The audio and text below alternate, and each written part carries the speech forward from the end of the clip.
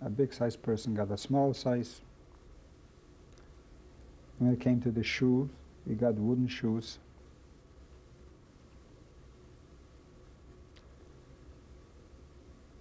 And I remember one of my people that I know from Munkac, from back in Munkac, he was a heavy set person, and of course he got a small jacket. And when he started pointing this out, she said, listen, give it 2 months and you'll be fitted into the jacket perfectly. I was there, as I said, 2 weeks, and I was in that zone, commander, as I don't want to talk about it, but somehow, while they were marching, I don't know how it happened, I don't know how I dared to do that. I didn't line up in the proper place, or I jumped line, I can't remember exactly what. And I found myself being loaded on a wagon, on wagons again, and told that we're going to Niederschlesien to work. They didn't tell us exactly where we're going, but we're going to go to a place where they needed our work. We were loaded on the wagons again. We arrived in Niederschlesien to the lager Dörnhau. It was a new lager, we opened it. There was about 2,000 inmates there. The lager commandant, the Obersturmführer, his name was Wolf. He was a dashing figure, but a brutal man, a brutal man. Was he ever vicious? Was he ever vicious? The way he treated us, of course we got all numbers. What was your number? My number was 41,000, if I remember correctly, 41,400 something, I don't remember exactly. But we were told clearly that that's how you answer. If they call your number, you have no more name. No more name. I understand it now why they did it. They dehumanized us. They made us feel that we're animals, less than animals. And that's how they addressed us. Schweinhunde. That's the only name they had for us. What was it? Schweinhunde. Schweinhunde means swine. Swine dog. Something, you know, the worst kind of name. But that's how you're addressed. And slowly you start to believe you're a Schweinhunde number so and so. When we arrived there, he put us out on a pell where we had to line up and fight. And when we lined up, we were no soldiers. We didn't know that we had to exactly nose by nose. I remember the first time. All he did, he had such a sharp writing stick, and if somebody's nose stuck out, it didn't like that much, he just whacked them over the nose, which means I have a nose up. And he said, I want cleanliness, I want hard work, but the main thing, nobody goes close to the gate, because the gate, beside the dogs are there, this is where it is electrified, and you will be electrocuted. And he gave rules and rules and rules. Then we came up to the barracks where there were double beds, and each one was assigned a bed. It was hot, by that time it was summertime, it was very, very hot.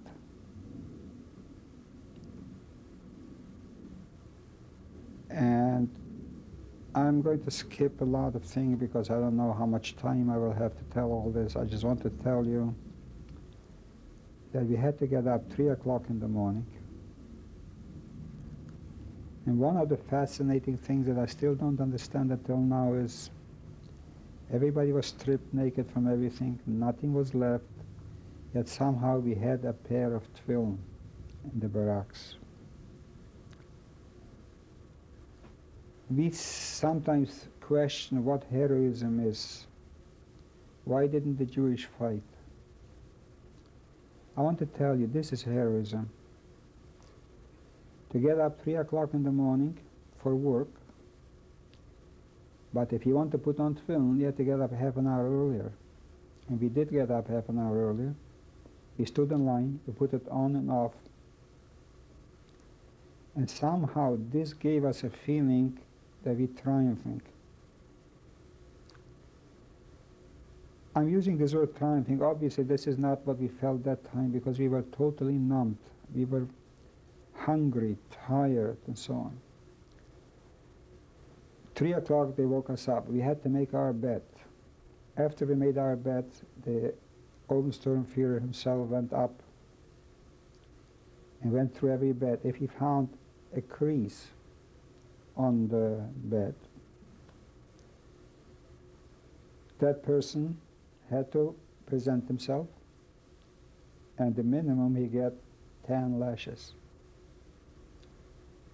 Oh, when the lashes went, you could feel how it sinks in this flesh. We got up 3 o'clock in the morning, we stood in the dark, and they served us coffee. That coffee was all you could see is heavy dirt.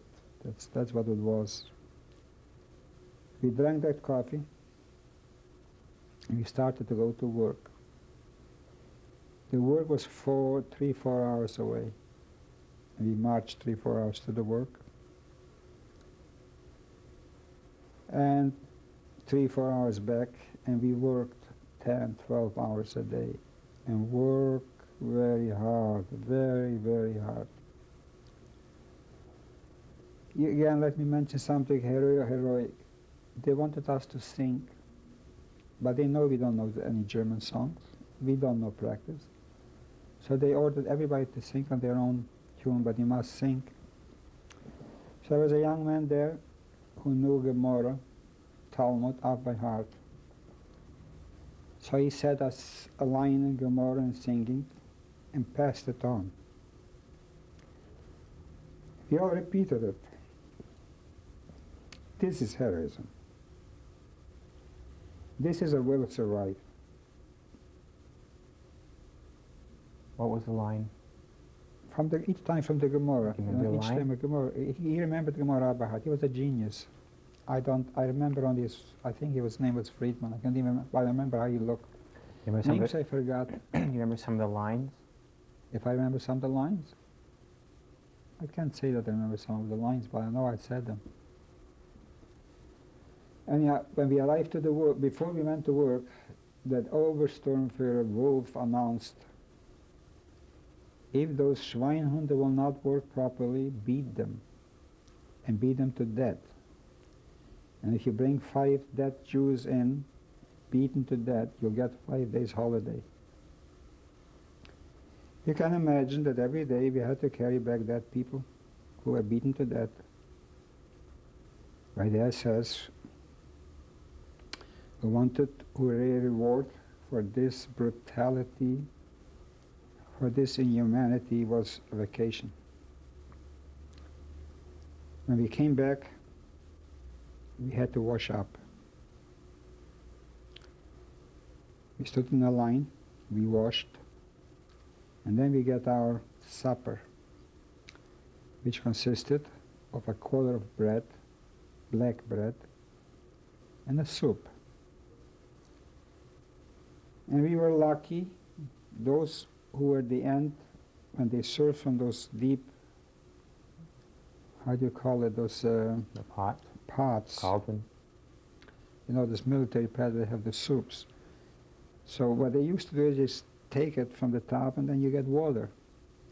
But if you were lucky and you came to the line where this, so at least you get something, either was burritos. But the favorite on Sunday we got served is lentil soup. And this was such a delicatessen. You know, people don't know what hunger can do to you. Hunger can make you an animal. Fear can destroy you. And we were hungry and hungry and hungry. And this made us forget about everything, almost everything. We came back and we stood in line for this little supper. And I remember I had a person who slept with me on the bunk.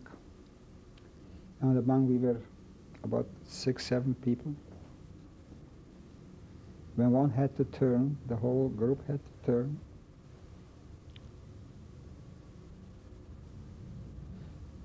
And when we came back, we stood in line again, as I said, for that little lunch, for that little supper. Once I remember I was standing behind, sort of stretched out with my hand to get the soup, and I was holding my breath like this. And somebody stooped down and ate off my breath a little bit. It's like he would condemn me to death, but you couldn't say anything because that, as I said, hunger makes you an animal. I had a friend. I didn't know him from home.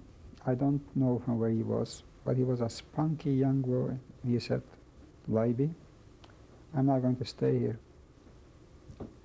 So I said, "What are you talking about?" He said, "I'm going to run away." I said, "Are you nuts? Where are you going to run? You haven't got money, you don't know the language, and you're dressed like this, and you have your cut in your I can't take it." Because we used to gather frozen peels from potatoes that they used to peel potatoes and throw it away in the garbage. We were allowed to if we were able to find something, we ate that, and that was a delicatessen to us. So one day, returning home, suddenly I see there's a lot of brass there, a lot of high officers there. And everybody's in a pell, and like in a four, in a pell, and everybody stands straight. And there's a gallows there.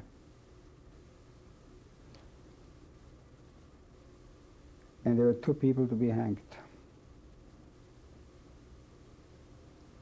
One was a person whose sin was he was caught gathering those potato peels, and it was a little bit further than you were allowed to go. There's only a certain amount you were allowed to go. If you stepped over that place, achas das alahomis, I mean, you deserve that. And the other person, to my chagrin, was that boy who slept next to me.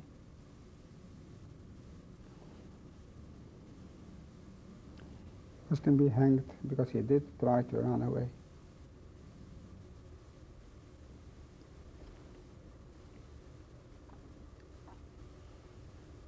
That man, well, the older man was a little bit elderly, and he died begging them not to kill them. He said, "I didn't do anything, I just tried to pick up, and nothing helped." The commandant made a speech, "This is what happens to people who break the rule." But the other boy, I don't even remember his name, I remember his face.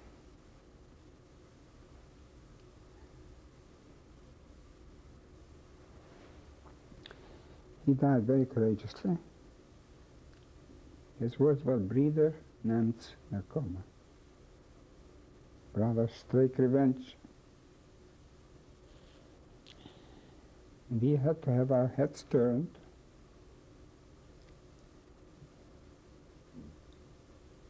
When they were hanging him, he went immediately, but he was swinging back and forth. Back and forth. But the other man, 3 times it broke, and each time that they sprung him up again.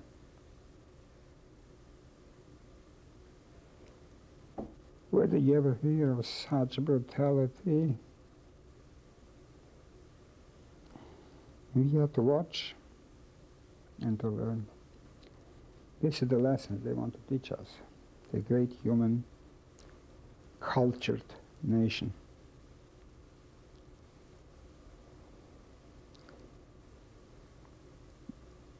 So coming back to our days spent in Durnhout. This was day in and day out, summer and the heat, in winter in the cold. Do you know what cold does to you?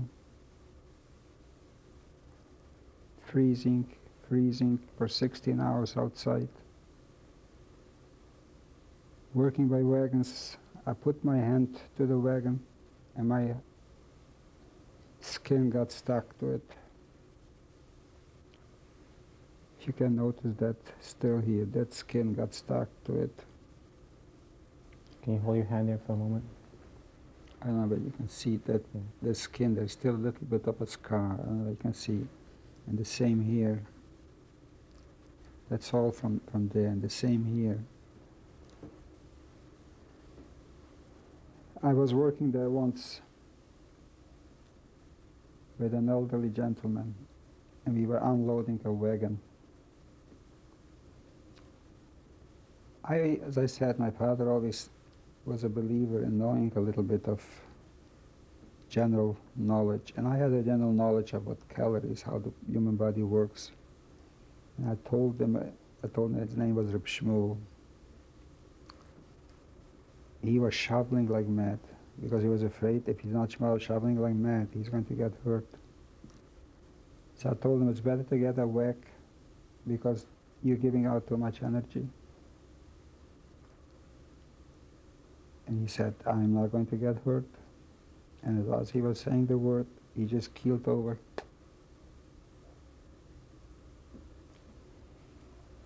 I had to help him out of carry him out of the wagon.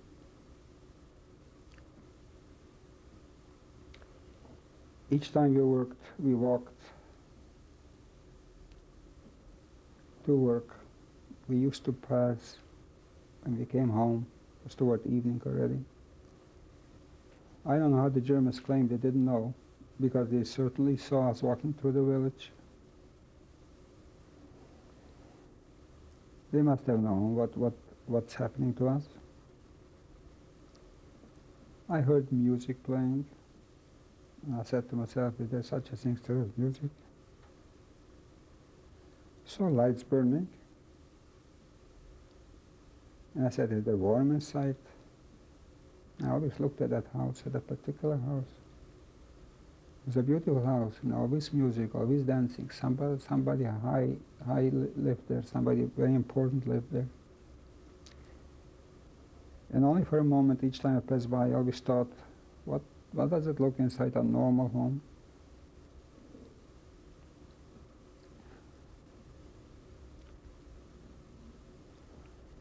So this is how it went, day in and day out. As I said, cold and heat and beating and dying, until about 3 months before the war ended. Actually, let me go back with one episode back. In July, sometime in July, in the middle of the work, suddenly, Des says, tell everybody on the floor, everybody on the field floor, and they took the rifle ready. We had clicked on the rifle, and we were flying for the floor. Later on, we found out it was July the 20th, when there was an attempt on Hitler's life. Did they give us a miserable day that day? Oh, did they beat us? Did they beat us? Everybody got whacked and whacked with thin canes, and with heavy canes, and with stones, and with kicking, and with spitting, and with tearing the hair, and with. They gave us a terrible, terrible day that day. We didn't know why. So anyhow, it came a time, but 3 months before I was already feeling that I'm at the end of my strength from not eating. I was a growing boy from lack of vitamins.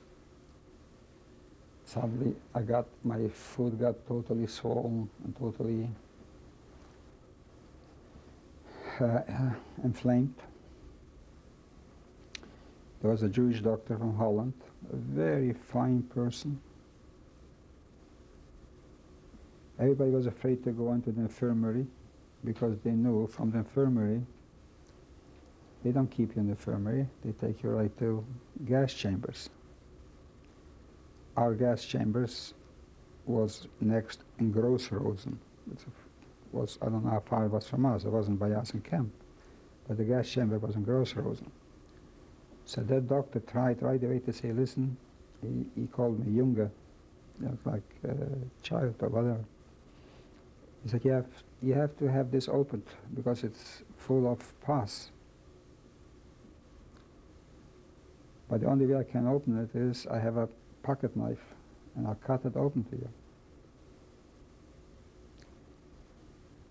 So 6 people sat down on me. He took out his pocket knife and he got my bone. Just one moment. Mm-hmm.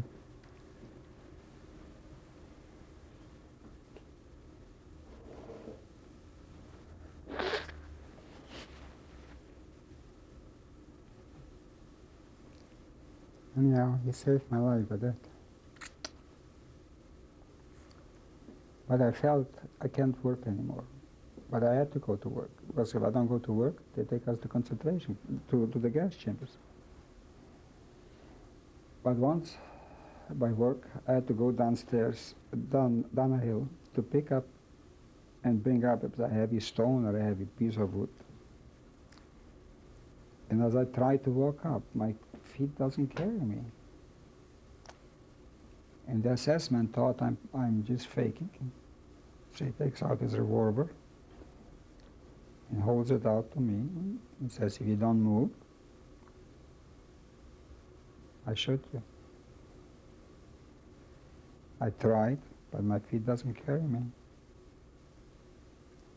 And that time, I remember he asked me before, I wanted to die.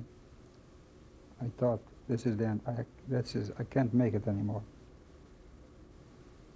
I don't know from where, somebody's next to me pushed me up. I think I was a fellow inmate, or maybe that doctor. I don't remember that.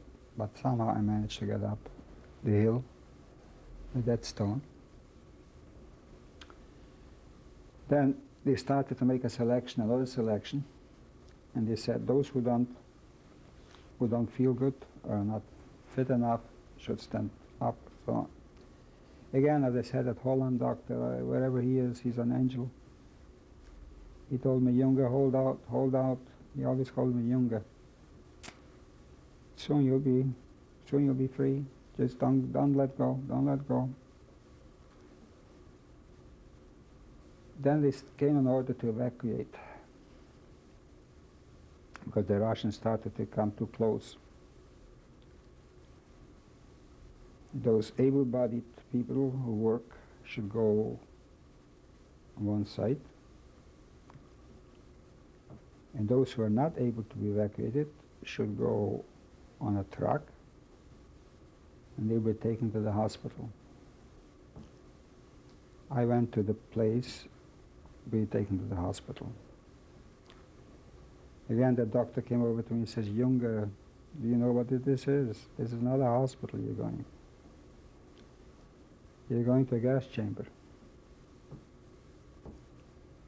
And I said, I don't care. I can't do it any longer. I had it. And I insisted, and I went on that bus, on the truck, I should say. And the rest of them marched. Later on, I found out that from 1,400 people, there were 6 survivors on that march. We, that were headed to the gas chambers, somehow in the middle of the road, were stopped by the Germans, who turned us back because the Russian cut the road to Grossrosen. That goes to show you, if you have life, God gives you life, whether you choose it or not.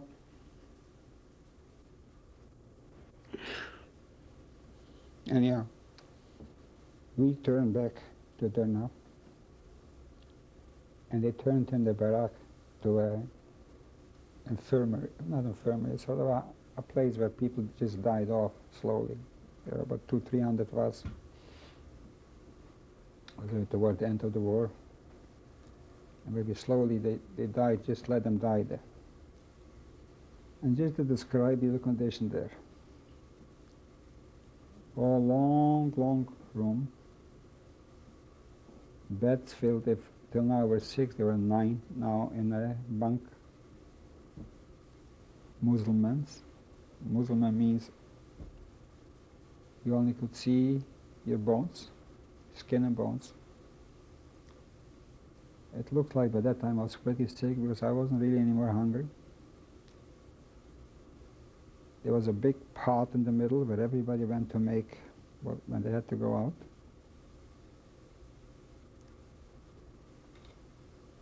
If I think back now on these conditions, I said to myself, Boine Shalom, how could we survive that? And all we did is dream. We dreamed how Churchill and Roosevelt are sitting together and sending us packages. We thought they have nothing on their mind except us. And that's how we are right now.